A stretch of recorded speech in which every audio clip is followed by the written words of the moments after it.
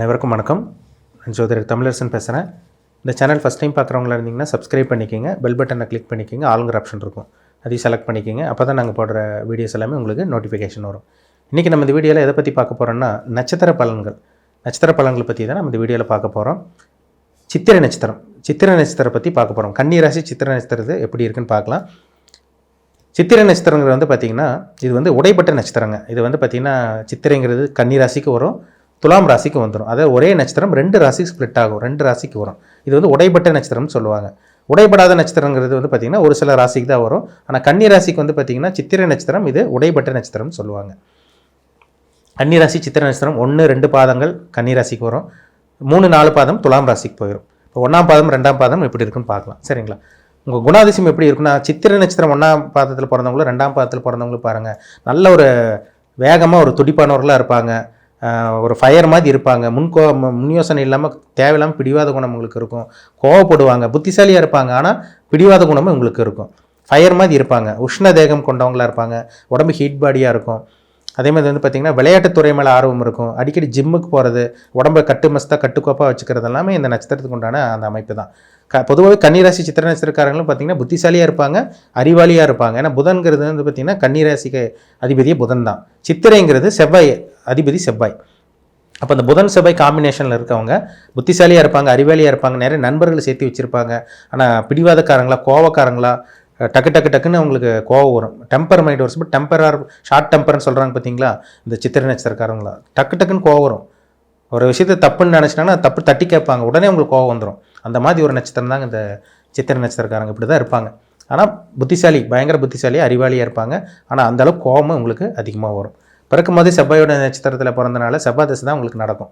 செவ்வாய் தசை கிட்டத்தட்ட 1ஆம் பாதத்தில் பிறந்தவங்களுக்குலாம் கிட்டத்தட்ட 7 வருஷம் கம்ப்ளீட்டாக வந்துடும்.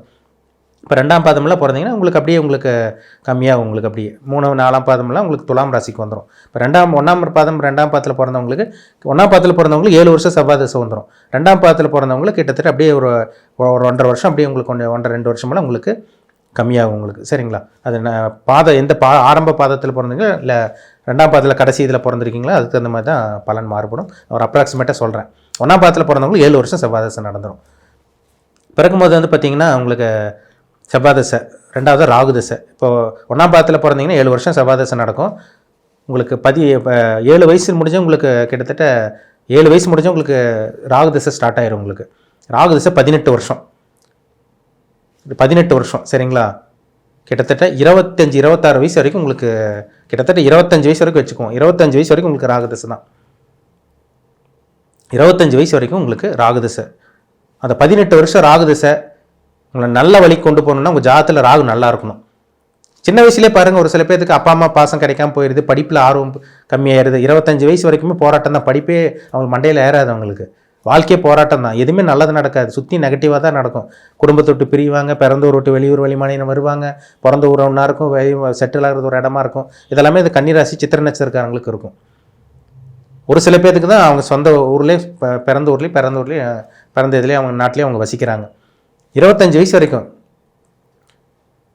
சரிங்களா? 25 வயசு வரைக்கும் இந்த ராகு தசைங்க. இந்த ராகு நல்ல இடத்துல இருந்துட்டாருன்னா பிரச்சனையே கிடையாது. இந்த ராகு நெகட்டிவான அமைப்பில் இருந்துச்சுன்னா சின்ன வயசுலேயே கெட்ட பழக்க வழக்கங்கள் ஏற்படும், தவறான வழிகள் போவாங்க, தவறான சவகாசங்கள், நண்பர்களோட சவகாசங்கள். அந்த 25 வயசு வரைக்குமே என்னென்ன நெகட்டிவாக நடக்குமோ அவங்க வாழ்க்கையில் அத்தனையுமே நடக்கும்.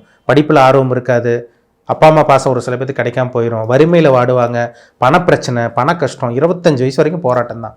இதே ராகு நல்ல இடத்துல இருந்துட்டாருன்னா நல்ல ஒரு அமைப்பு கொடுத்துருவார். கண்டிப்பாக நல்ல ஒரு லக்ஸுரியான வாழ்க்கை, தாய் தந்தைக்கு நல்லா இருக்கும், நல்ல ஒரு அமைப்பில் கண்டிப்பாக கொடுத்துருவார். ராகு நல்லா இருக்கவங்களுக்கு நல்லது நடக்கும்.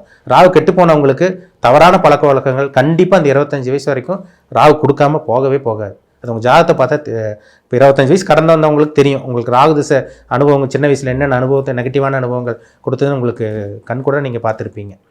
25 வயசுக்கு மேலே குரு திசை. குரு 16 வருஷம். அப்போ 25 வயசுக்கு மேலே வரக்கூடிய குரு திசை பார்த்திங்கன்னா 40-41 வயசு வரைக்கும் குரு திசை நடக்கும். 25 வயசுக்கு மேலே தான் ஒரு சில பேர் நல்லா இருக்காங்க. அந்த குரு திசையில் தான் பழைய அந்த தவறான பழக்க வழக்கங்களை உணர்ந்து அந்த இருட்டுக்குள்ளே மாட்டிட்டு அது ஒரு வெளிச்சத்துக்கு வர்றாங்க. அவங்க 25 வயசுக்கு மேலே தான் வாழ்க்கை மாறுது. அந்த 25 வயசுக்கு மேலே பார்த்தீங்கன்னா ஒரு சில பேர் நல்ல ஒரு கவர்மெண்ட் ஜாப் கிடைக்கிது, ஒரு சில பேர்த்துக்கு நல்ல ஒரு ஐடி ஃபீல்டில் இருக்காங்க, நல்ல ஒரு வேலையில் நல்ல ஒரு தொழிலில் இருக்கவங்களாம் பார்க்க முடியுது அந்த குரு திசையில். குரு நல்ல ஒரு லக்னத்தில் பிறந்தீங்கன்னா, இப்போ மேஷ லக்னத்தில் பிறந்தவங்களுக்கு குரு திசை நல்லாயிருக்கும். கடகம் சிம்ம லக்னத்தில் பிறந்தவங்களுக்கு குரு திசை நல்லாயிருக்கும். விருச்சிக லக்னத்தில் பிறந்தவங்களுக்கு குரு திசை நல்லாயிருக்கும். தனுசு மீன லக்னத்தில் பிறந்தவங்களுக்கு குரு திசை அபாரமான வளர்ச்சி கொடுக்கும். இந்த 6 லக்னத்தில் சொன்ன பார்த்தீங்களா, குரு திசை நல்லா இருக்குங்க. ஒரு சில பேருக்கு குரு திசையும் நெகட்டிவாக போயிடுது.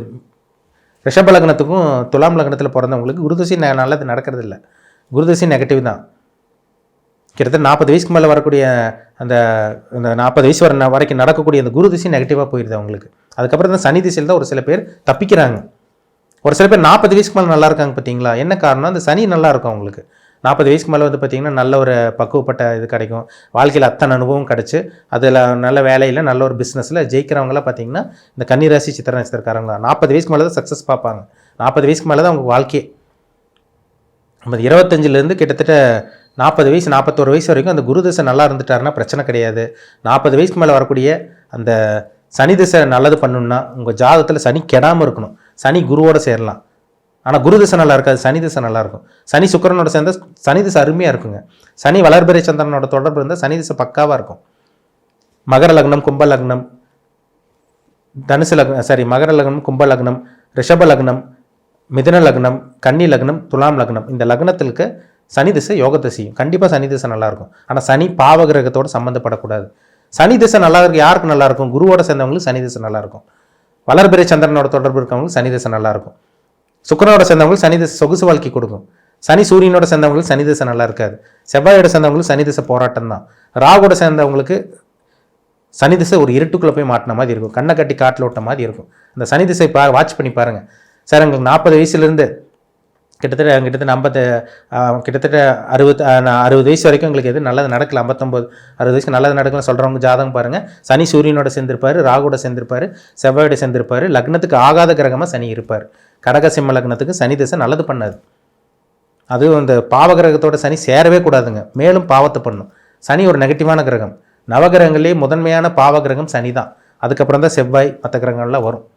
அப்போ உங்கள் தனிப்பட்ட ஜாதகத்தில் நீங்கள் என்ன தசாபுத்தி உங்களுக்கு போயிட்டுருக்கு, உங்கள் வயசு என்ன, நீங்கள் 1ஆம் பாதமா 2ஆம் பாதமா, கன்னிராசின்னு கன்ஃபார்ம் ஆயிடுச்சு. சித்திரை நட்சத்திரம் 1ஆம் பாதமா 2ஆம் பாதமான்னு பாருங்கள். ஏன்னா சித்திரை நட்சத்திரக்காரங்களும் கொஞ்சம் ஃபயர் மாதிரி ஸ்ட்ரைட் ஃபார்வர்டாக இருப்பீங்க. தப்புன்னா தப்புன்னு கேட்டுருவீங்க. வெட்டு 1 துண்டு 2 தான். அந்த மாதிரி குணம் படைச்சவங்க தான் கன்னிராசி சித்திரை நட்சத்திரக்காரங்க. கோவம் வந்தால் மறைக்கவே மாட்டீங்க, அப்படியே வெளி காமிப்பீங்க. இந்த நட்சத்திரத்துக்கு உண்டான அமைப்பே அதுதாங்க. ஆனால் புத்திசாலி, எந்த இடத்துல யார்கிட்ட எப்படி பேசணும், எப்படி நடந்துக்கணும்னு அந்த குணம் உங்கள்கிட்ட கண்டிப்பாக இருக்கும். ஆனால் கொஞ்சம் பிடிவாதக்காரங்களா, அவசர கொடுக்கத்தனமாக, கொஞ்சம் கோவப்படுற குணமெல்லாம் கண்டிப்பாக உங்கள்கிட்ட இருக்கும்.